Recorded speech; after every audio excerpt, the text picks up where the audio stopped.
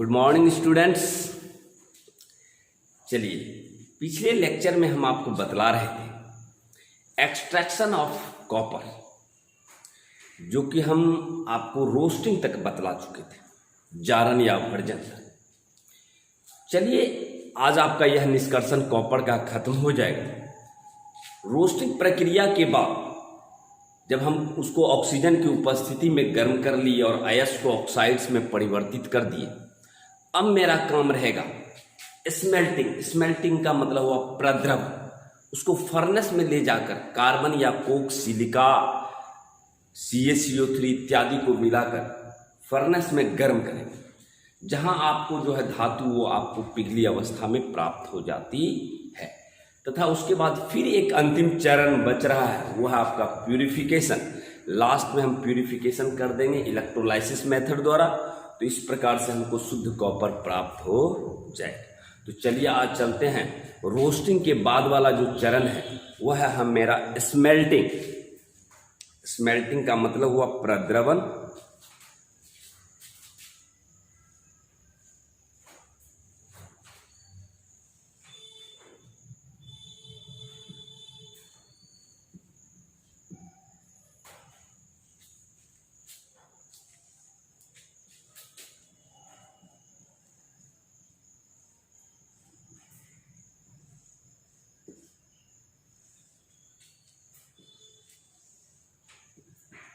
चलिए, रोस्टिंग के बाद हम चल जाते हैं प्रद्रवन। और प्रद्रवन में हम आपको एक डायग्राम बतलाए थे, याद है ना? पिछले लेक्चर में हम आपको बतलाए थे, याद कीजिए जरा। इस तरह से एक डायग्राम दिए थे।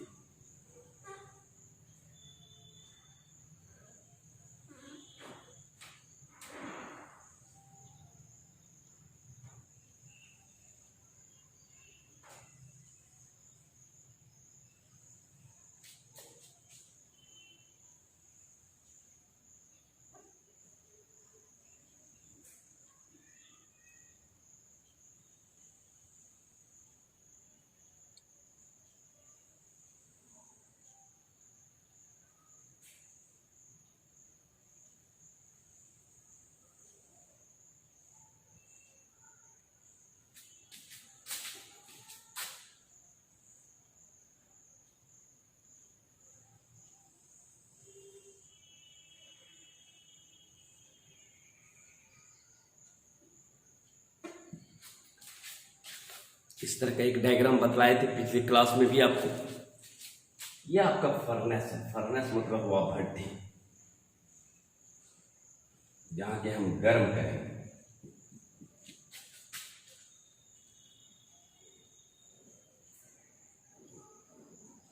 ठीक है, ये हुआ फर्नेस। फर्नेस जिसको आप भट्टी कहते हैं।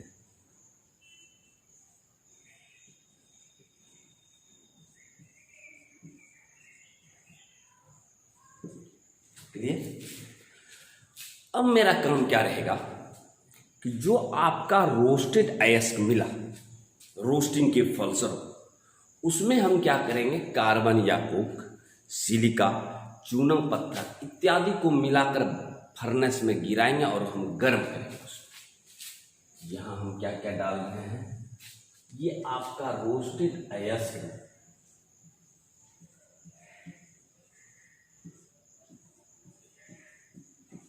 कार्बन या कोक,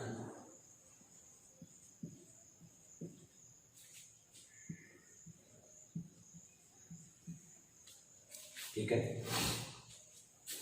सिलिका,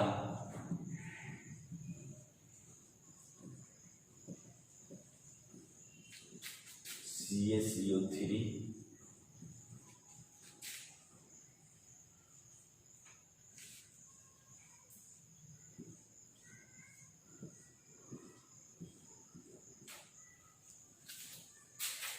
हम क्या लिखे आपको, रोस्टेड ओट्स में कार्बन या कोक, कोयला, सिलिका, SiO2 बालू, क्योंकि उसमें धातु की गंदगी भी निकलेगी, तथा CaCO3 इत्यादि। इतना चीज इसलिए मिलाया जाता है क्योंकि हमको धातु का जो भी गंदगी है उसको भी हमको अलग करना, ताकि धातु हमको शुद्ध रूप से प्राप्त हो सके। तो चलिए, हम रोस्टेड ओट्स में कार्बन या कोक, सिलिका, चूना पत्थर बालू SiO2 इत्यादि को मिलाकर फर्नेस में गर्म करते हैं। अब रही बात कि फर्नेस के अंदर होने वाली कैसी अभिक्रिया होगी, तो उसके बारे में जिक्र करते हैं। तो जरा सा लिख लीजिए एक line, in this process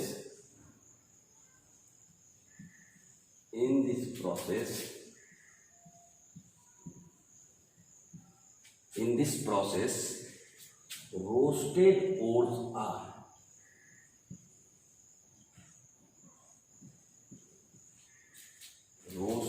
ores are mixed with carbon और Coke,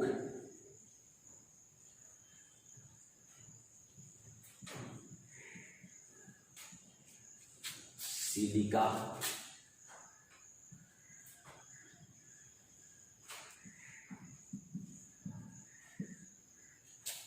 CaCO3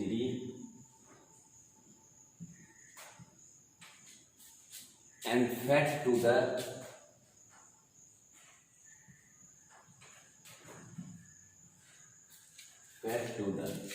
furnace.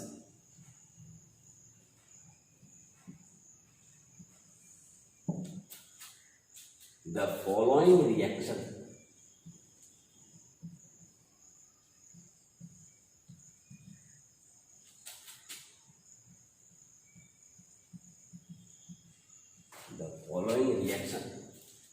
takes place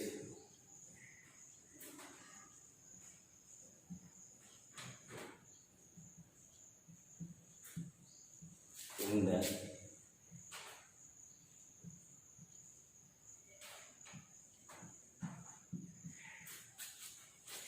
क्या लिखे, जरा समझ लीजिए।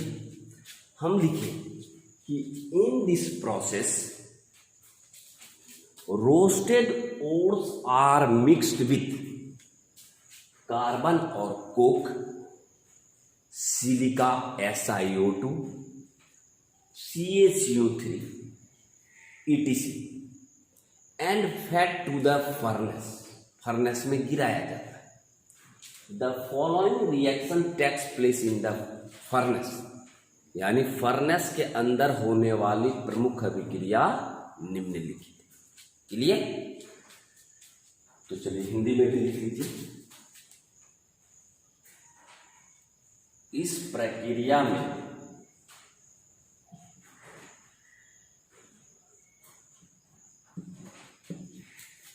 रोस्टेड अयस्क के साथ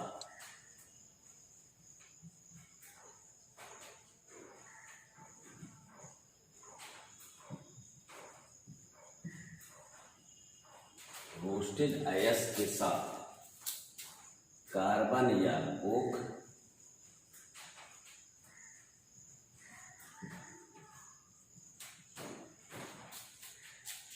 सिलिका,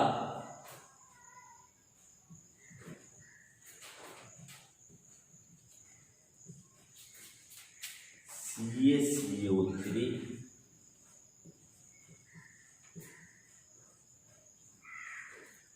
इत्यादि को मिलाकर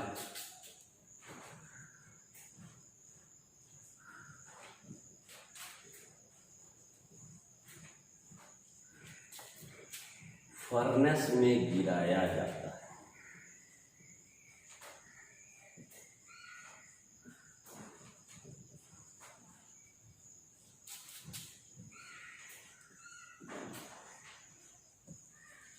क्लियर? फर्नेस के अंदर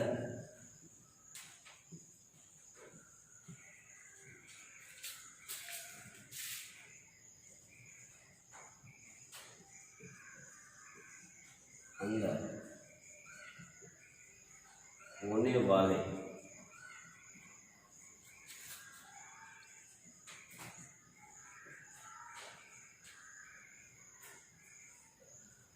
अभिक्रिया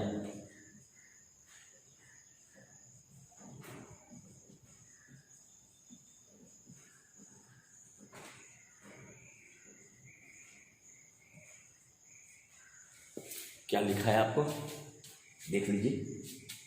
लिखिए हम इस प्रक्रिया में रोस्टेड अयस्क के साथ कार्बन या कोक, सिलिका, CaCO3 इत्यादि को मिलाकर फर्नेस में गिराया जाता है। फर्नेस का मतलब हीटिंग चेम्बर है, वो माने ऐसा गर्म कर देता है, इतना मतलब टेम्परेचर रहता है कि धातु पिघल जाता है, गिराया जाता है। और फर्नेस के अंदर होने वाली प्रमुख अभिक्रिया निम्नलिखित है। चलिए वो कौन सी अभिक्रिया है?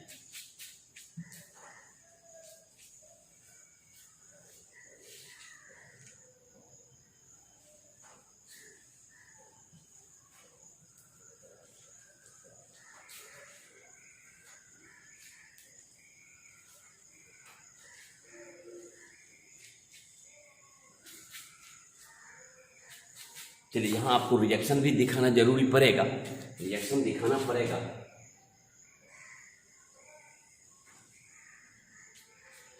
चलिए रिएक्शन दिखना है। FeO है, फ्लक्स है,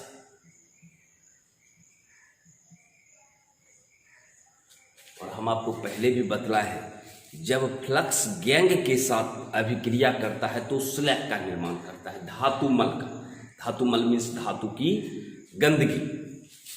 ये फ्लक्स क्या करेगा? SiO2 से अभिक्रिया किया, सिलिका है जिसको आप गैंग भी कह सकते हैं, और इसी को मैट्रिक्स भी कहते हैं। ठीक, तो क्या हुआ? फ्लक्स जो है आयरन ऑक्साइड फ्लक्स के रूप में काम कर रहा है, या आपका सिलिका के साथ अभिक्रिया किया, गैंग या मैट्रिक्स के साथ। जब दोनों मिल जाएगा तो आपका धातुमल का निर्माण हो जाएगा। कौन सा धातुमल? FeSiO3, ferrous silicate.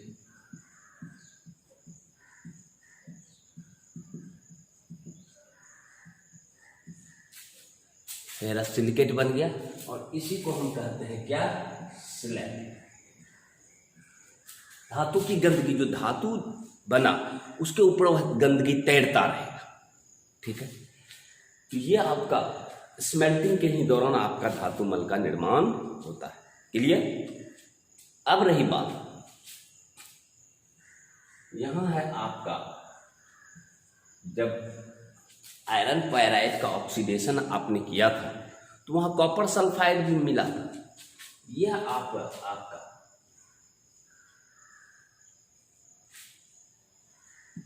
अभिक्रिया की, तो जब ये अभिक्रिया करेगा तो यहां आपका दे देगा 6Cu,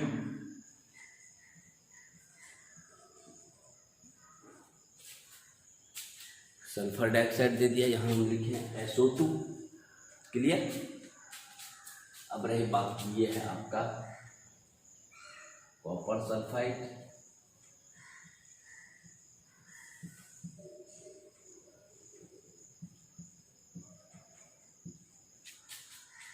ये है कॉपर ऑक्साइड,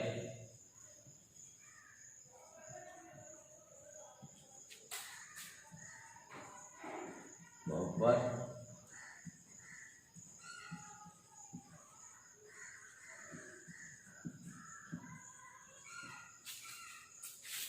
क्लियर? तो कहने का मतलब ये रिएक्शन, इसका मतलब हुआ अभिक्रिया के दौरान आपको, स्मेल्टिंग के दौरान आपको कॉपर प्राप्त हो गया पिघली अवस्था में, और उसके ऊपर गंदगी जो भी है, फेरस सिलिकेट का जो गंदगी है उसके ऊपर तैरते रहता है, और उस गंदगी को आप निकाल दीजिए तो इस प्रकार से आपको कॉपर प्राप्त हो जाएगा। क्लियर? यहाँ आपका SO2 लिखें, ये है मेरा SO2 सल्फर डाइऑक्साइड, ये है आपका फेरस सिलिकेट। क्लियर? चलिए इसको आप राइट डाउन कर लीजिए अपना कॉपी में। इसके बाद जब कॉपर हमको मिल गया, अब मेरा लास्ट चरण जो बच रहा है वह है प्यूरिफिकेशन ऑफ कॉपर, कॉपर का शुद्धिकरण। चलिए उतार लीजिए जरा से इस रिएक्शन को।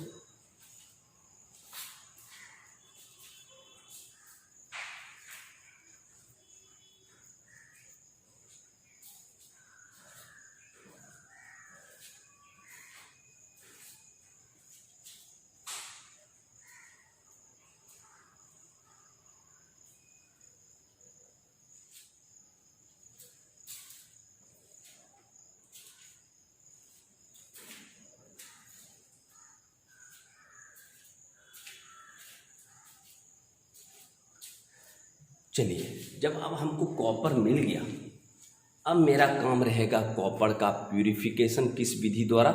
इलेक्ट्रोलाइसिस विधि।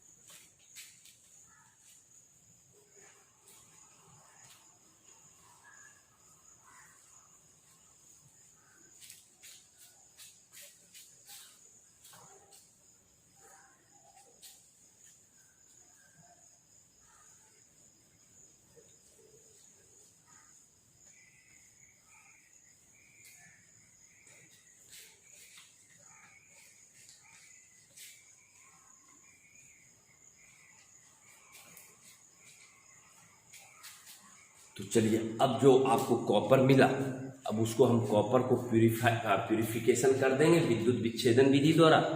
इस प्रकार जो कॉपर प्राप्त होगा वह 100% मेरा प्योर होगा।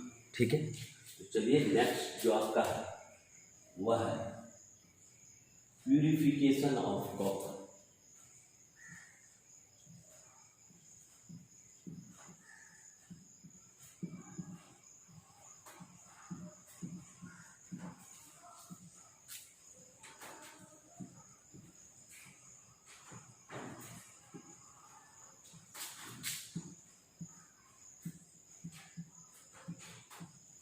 कौन सा विधि?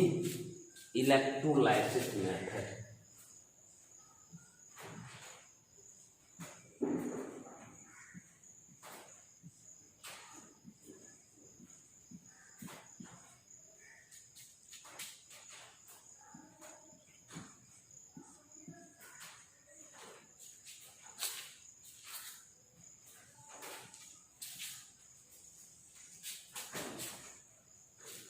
Purification of copper electrolysis method, यानी विद्युत विच्छेदन विधि।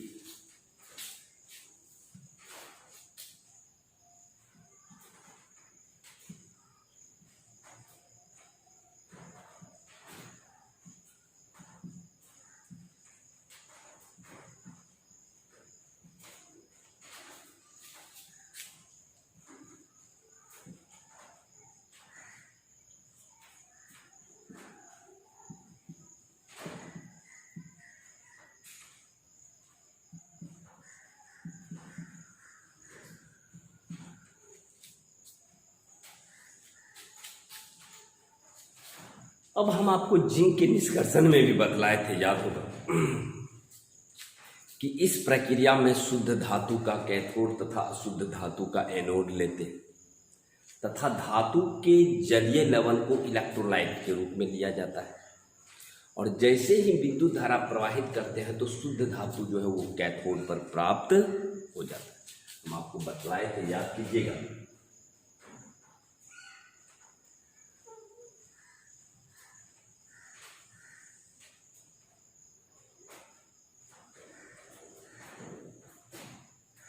ये आपका है इलेक्ट्रोलाइटिक जो भी बर्तन है,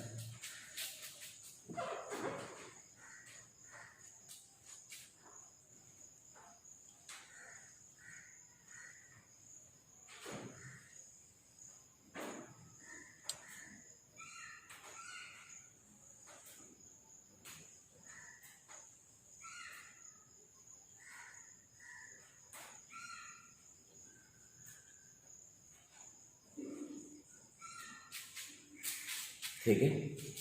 और यहाँ आपने क्या किया? कॉपर सल्फेट,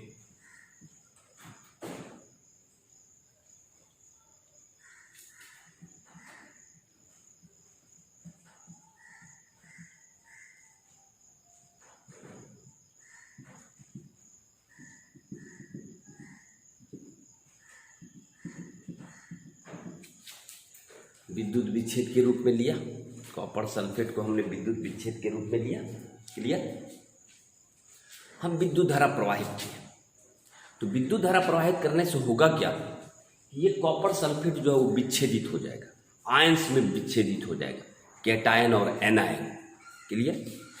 अब यहाँ एक कंडीशन है, ये है आपका कैथोड,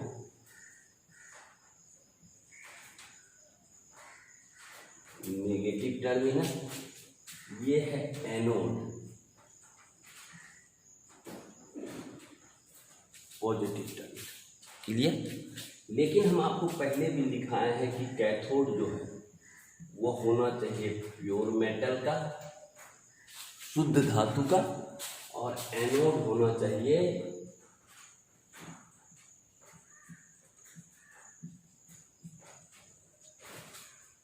इम्प्योर मेटल का। क्लियर। अब जैसे ही आप कॉपर सल्फेट के जलीय घोल में विद्युत धारा प्रवाहित करते हैं तो होगा क्या कि कॉपर सल्फेट आपका टूट जाएगा। किसमें टूटेगा, यह टूट जाएगा आपका कॉपर +2 में, SO4 -2 में, कॉपर +2 में, SO4 -2 में, कॉपर +2 में, टूट गया। अब होगा क्या, तो जो प्लस है वह कैथोड पर जाकर इलेक्ट्रॉन्स ग्रहण करके वह कैथोड पे जाके डिपॉजिट होने लगेगा। डिपॉजिट का मतलब हुआ कि वो जमा होने लगेगा। तो आपको जो है शुद्ध धातु जो है वह कैथोड पर प्राप्त हो जाता है।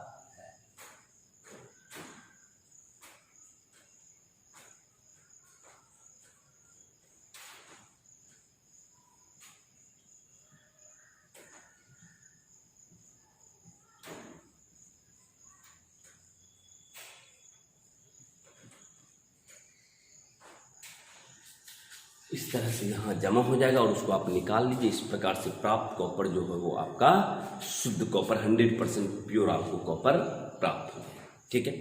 तो जैसा कि हम आपको जिंक में भी इस प्रोसेस के बारे में जिक्र किए ही हैं, तो आप जान ही रहे हैं, तो जरा लिख लीजिए, इन this process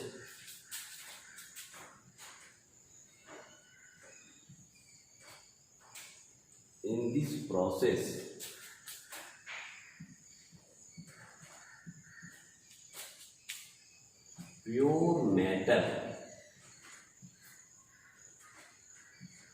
in this process pure matter acts as cathode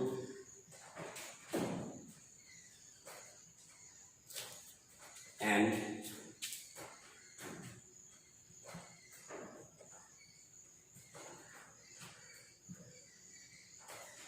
impure matter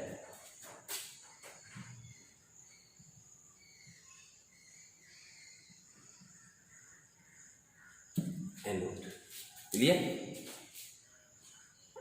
And the aqueous solution of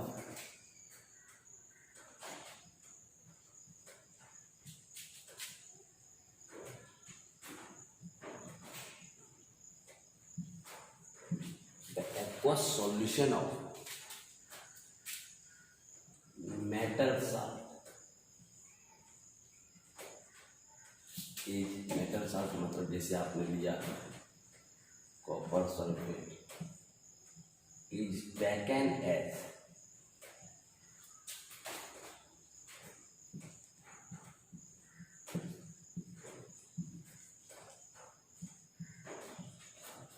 electrolyte when electric current is passed through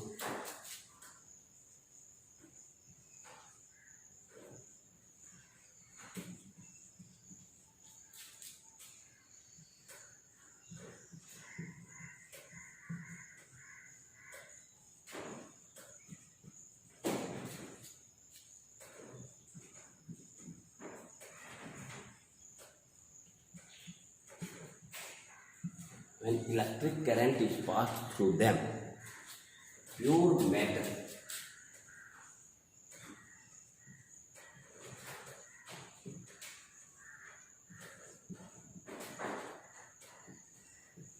become deposited at cathode.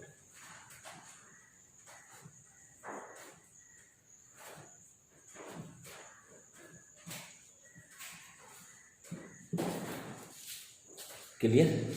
क्या हम आपको लिखा है कि in this process pure metal acts as cathode and impure metal acts as anode.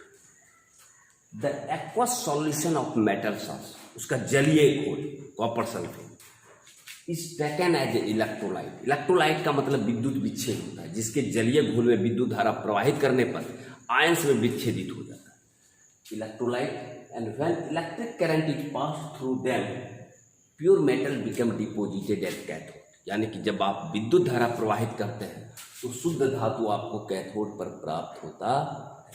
Clear? Hindi में भी आप लिख लें इसको।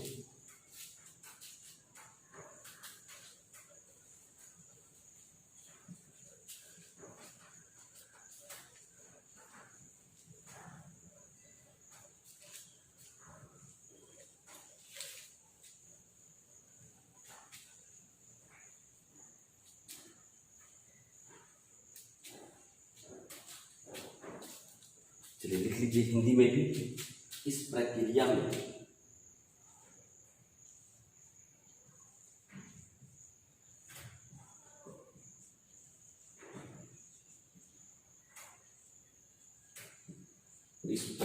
में शुद्ध धातु का कैथोड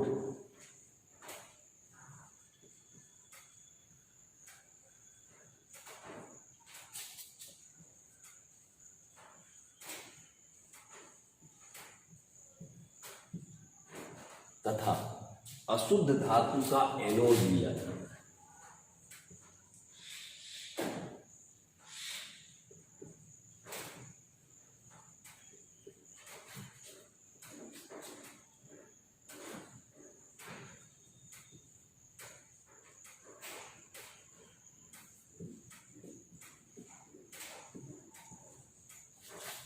ठीक है?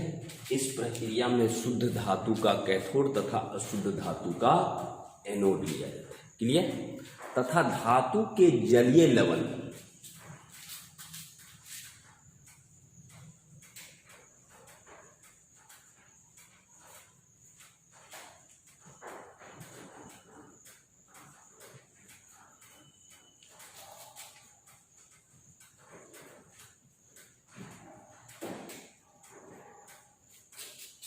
विद्युत विच्छेद के रूप में लिया जाता है।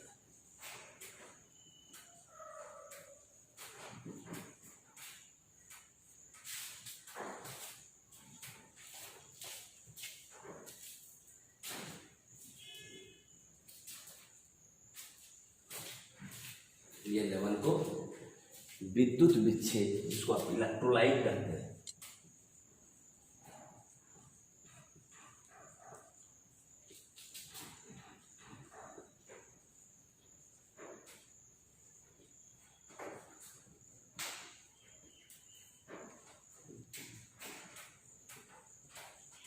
ठीक है?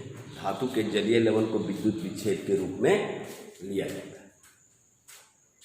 विद्युत धारा प्रवाहित करने के फलस्वरूप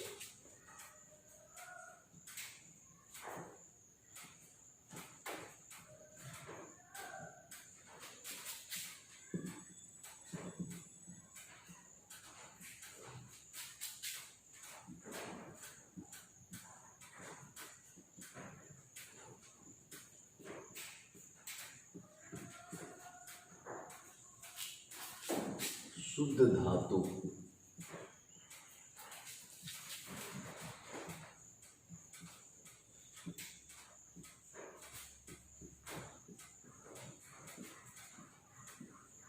कैथोड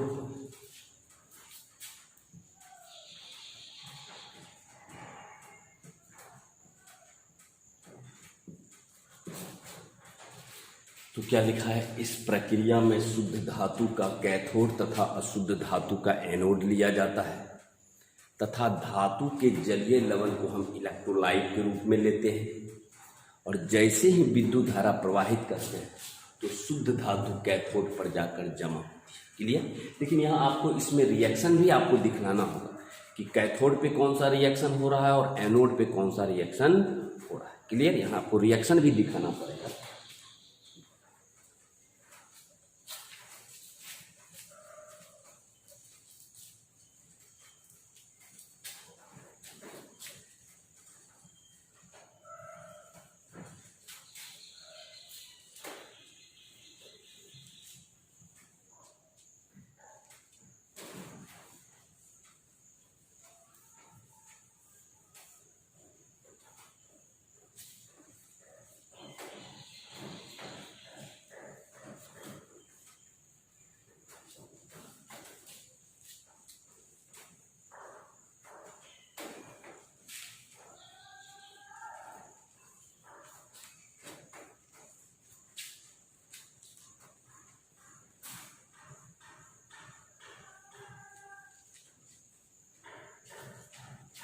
चलिए यहाँ आपको रिएक्शन भी दिखाना होगा। कैसे? सबसे पहले आप दिखलाइएगा copper sulphate,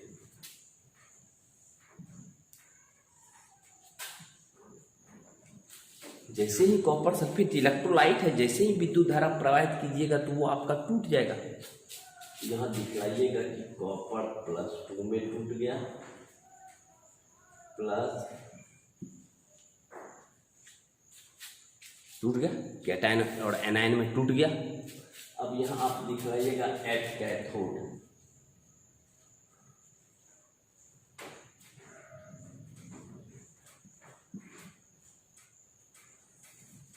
cathode negative terminal है इसलिए इलेक्ट्रॉन ग्रहण करेगा।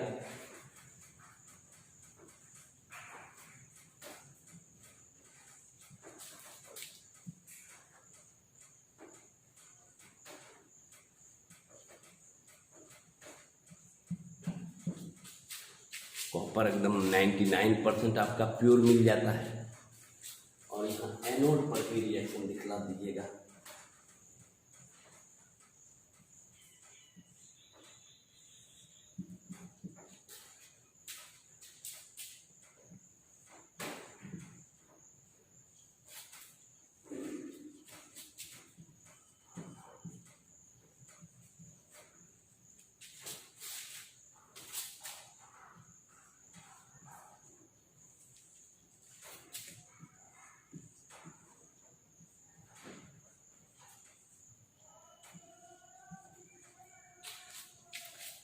सल्फर डाइऑक्साइड और ऑक्सीजन गैस बनकर निकल जाएगा। तो इस प्रकार से जो भी आपको कॉपर प्राप्त होगा वह 99 क्या है, अप टू 99 का मतलब अप्रोक्सीमेटली आपका 100% प्योर मिल गया। क्लियर?